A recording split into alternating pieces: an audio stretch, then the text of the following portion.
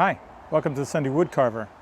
Today we're going to paint this gnome, which you saw me carve in a previous video.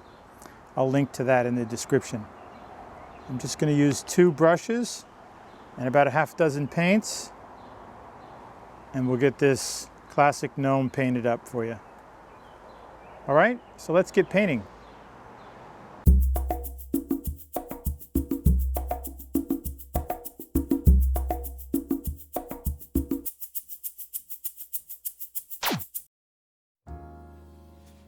The first thing I do is I make sure I have the work that I want to paint and all my tools and paints and supplies ready to go.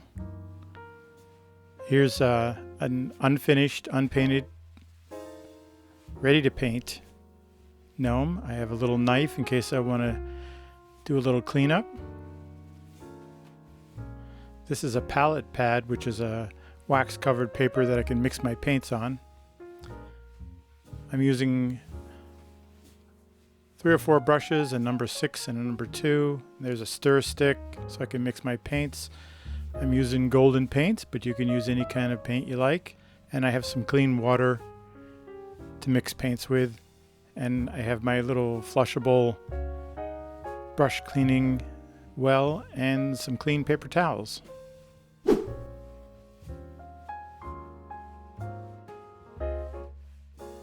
I'm starting with red for the cap on the gnome. And I'm going to thin it out so I can get a wash type look.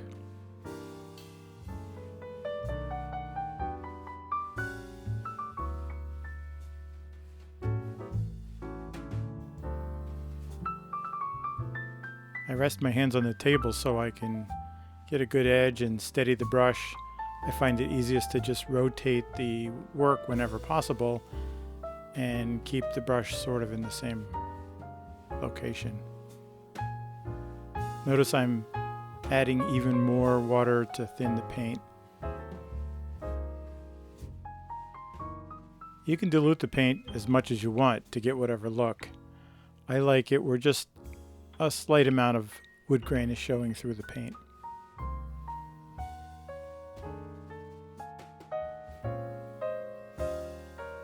I do most of the painting on the large surface with the larger number 6 brush.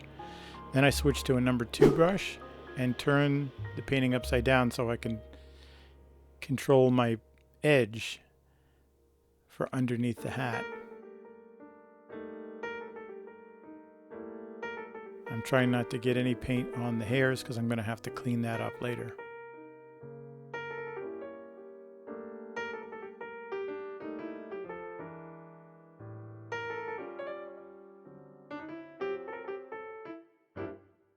It's hard to see here, but I actually slide the brush up to the line where I want to end my paint so it's a little easier to control.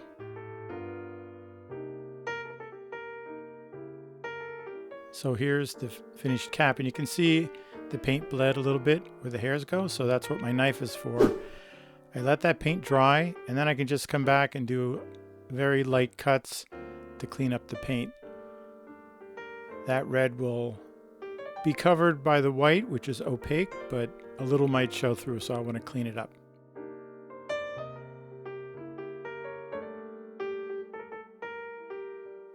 This is especially true in the face area because the way I'm going to paint the face is going to be a lot more translucent.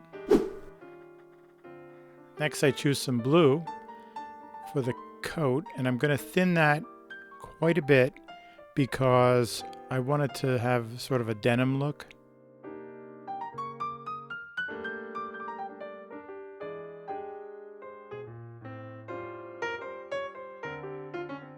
Again, I kind of slide the brush up to the area where the coat meets the hair to get as straight a line as possible. And I try to work fairly quickly so I don't get a lot of lap marks. If you paint over an area twice, it's going to be darker and it won't match the next area. Now you can actually use that in parts where you want a little bit different, maybe under the arms or in the corners where you want it a little darker, maybe look like, sweat marks or something. Also, you want to leave the areas that would have been worn on his jacket to be lighter, so you don't want to double paint those. And if you want to make it look even more like a worn denim look, after the paint is dry, you can lightly sand it with a very fine paper.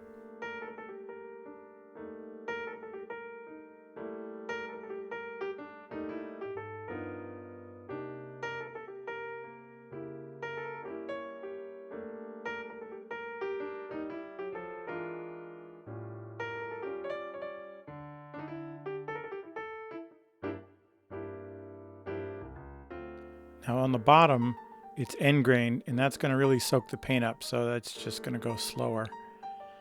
You can see I got some cuts there from where I cut it out on the bandsaw.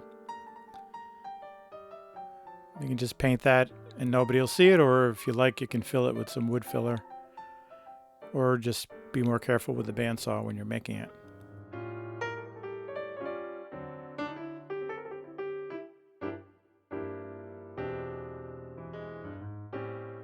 And always be aware that end grain is going to take the paint more, it's going to soak in, and it's going to appear darker.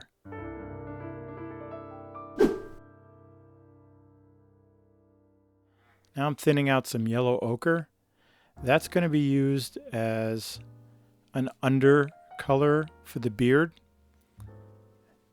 And then I'm going to have white highlights afterwards, which I'll dry brush after this yellow ochre dries. I'm kind of just putting it on randomly, but I'm mostly getting in the deeper grooves because the dry brush white paint will be on the top surfaces.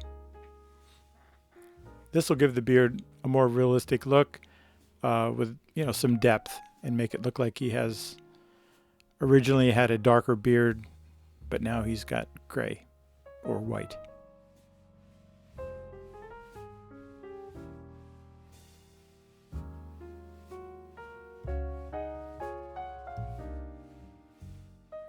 I should have mentioned earlier that as you go, if you get paint on your hands, especially the non-painting hand, make sure you wash it off, because it'll get on your work and then you have to deal with it.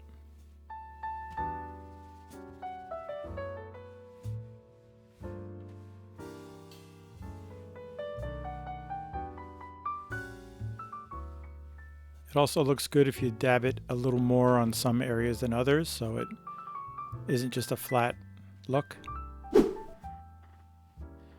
Here's a dark brown color, I think it's burnt umber, that I'm using for the boots.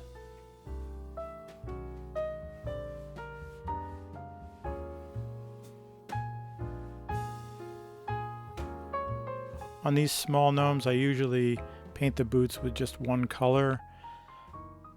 If you want it on a larger project to have a little more interest, you could dab on some other lighter or darker colors after this dries.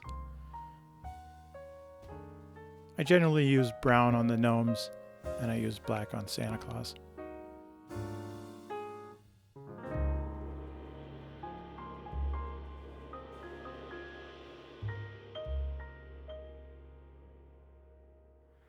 Now on this carving, I will be gluing the bottom of the feet to the little base that I showed you before.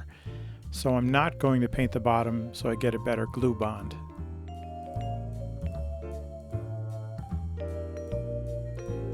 If you're not putting a base on it and that's your finished product, just the feet, I would suggest painting those.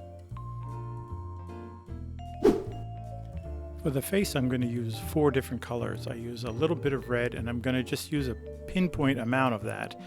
I'm using a color called Titan Buff in the golden, but that's any kind of a light beige color. I use a little of the yellow ochre to tint it, to give it a little more kind of a tan color. A tiny bit of red, very sparingly, to get a pinkish tone. If I need to lighten it, I can use the white. So I make this very thin, and I find that it soaks right in on the face. So that's kind of a base coat. You could also just use the natural color of the wood. For this carving, I have basswood, so that could almost be the flesh tone, if you will. And then I do very diluted mixes of the red, and that I dab on and build up slowly to get a little pink in the cheeks and maybe the nose. And then you can also make a darker mix by adding in some other browns or darker colors to do in the corners, kind of the triangle shaped corners by the nose, up by the sideburns there, in the corner by the cheeks, just to give it a little more depth. So this is a stage that you can really get a lot of expression and a lot of personality in how you paint your faces.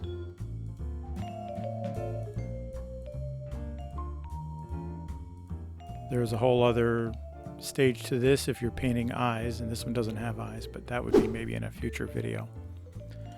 Now here's some white, and I'm spreading it out so I have very little on the brush.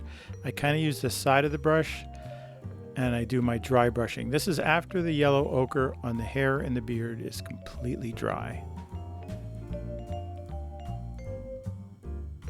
I try to be careful not to touch the other painted areas like the hat or the coat with this white, because it'll be tricky to get off. So if that happens, you want to take a clean brush immediately, as soon as you can while the paint's still wet. Dab some clean water on it. Use the brush to kind of work it a little bit to get most of the paint off. Dry the brush and dab it on that wet area. You're using quite a bit of water to loosen up that paint.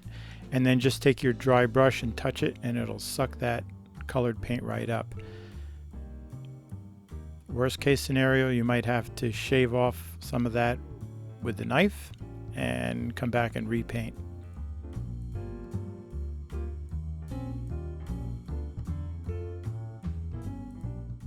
And I'm working very quickly here and a little sloppily just to get this done for you.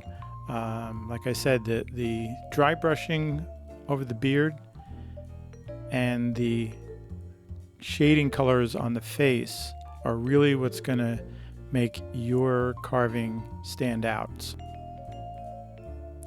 So this one's just about done. What I typically do is paint a little clear finish on top just to protect it. I usually use something with a satin or a low luster.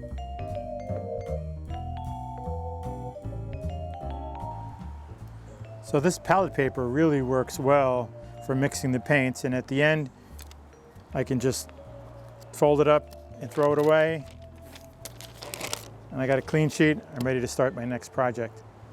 So I hope you enjoyed this video. Thanks for watching. Until next time, happy carving.